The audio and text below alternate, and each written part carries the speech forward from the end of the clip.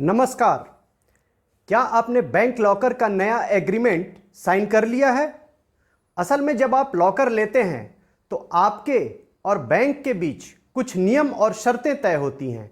इन्हें एक stamp paper पर लिखित एग्रीमेंट के तौर पर साइन कराया जाता है।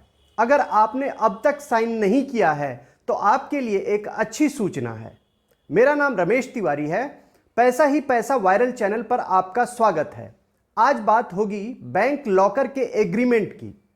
कुछ वक्त पहले तक लॉकर को लेकर ग्राहकों और बैंकों के बीच अक्सर विवाद होता था।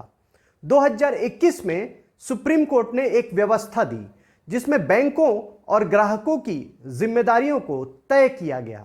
इसके बाद एक रिवाइज्ड एग्रीमेंट तैयार किया गया। इसमें तय किया गया कि बैंक अपने लॉकर को आग, चोरी और बिल्डिंग गिरने की स्थिति से बचाने का इंतजाम करेंगे और किसी नुकसान की स्थिति में वो सालाना रेंट का 100 गुना हिस्सा चुकाएंगे। रिजर्व बैंक ने 2021 में तय किया कि बैंकों और ग्राहकों को लॉकर के रिवाइज्ड एग्रीमेंट पर साइन करने होंगे। ये सभी पर लागू होगा, चाहे वो लॉकर नया हो या पुराना। हो सकता है कि आपने 31 दिसंबर 2022 से ठीक पहले किसी रिवाइज्ड एग्रीमेंट पर साइन किया हो, लेकिन आपका काम खत्म नहीं हुआ। इसके बाद सप्लीमेंट्री एग्रीमेंट पर भी साइन करना होगा। अब आप पूछ सकते हैं कि दोबारा साइन कराने का यह झंझट क्यों? रिजर्व बैंक ने पहले तय किया था कि 1 जनवरी 2023 तक रिवाइज्ड एग्रीमेंट साइन कराया जाएगा, लेकिन 23 जनवरी 2023 को रिजर्व बैंक ने फिर फैसला किया कि एग्रीमेंट में फिर कुछ बदलाव किया जाएगा। लेकिन जिन लोगों ने 31 दिसंबर 2022 से पहले रिवाइज्ड एग्रीमेंट साइन कर लिया है, उन्हें सप्लीमेंट्री एग्रीमेंट साइन करना होगा। जिन लोगों ने अभी तक नया एग्रीमेंट साइन किया ही नहीं है, वो सिर्फ रिवाइज्ड एग्रीमेंट ही साइन करेंगे। इस पूरे काम को इस साल दिसंबर तक खत्म किया जाना है।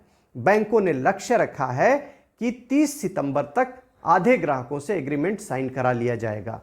30 सितंबर की डेडलाइन बेहद करीब है।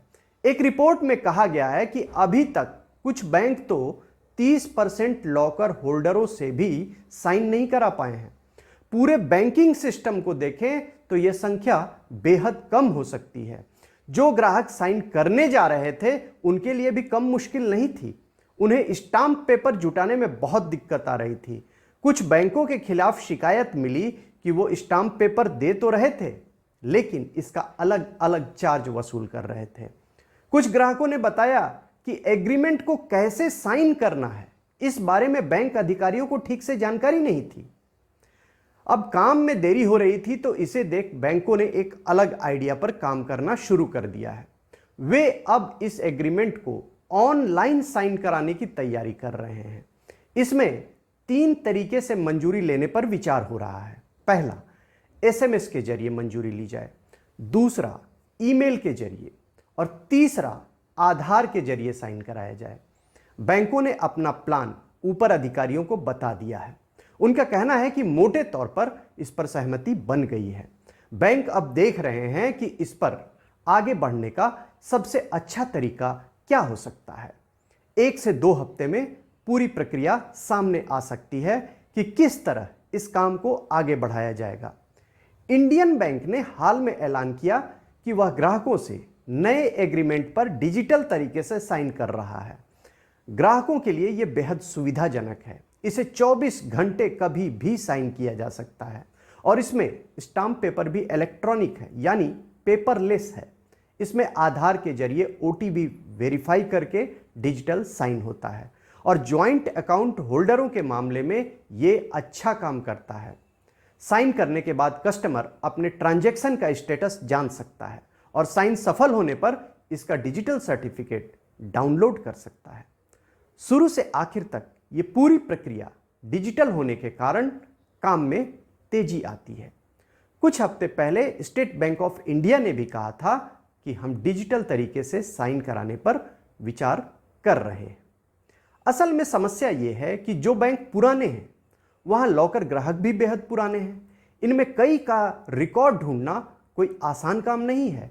कहीं घर का नया पता ढूंढना मुश्किल है, किसी का ईमेल आईडी ही नहीं है और लॉकर के ग्राहकों में बड़ी संख्या सीनियर सिटीजन्स की है।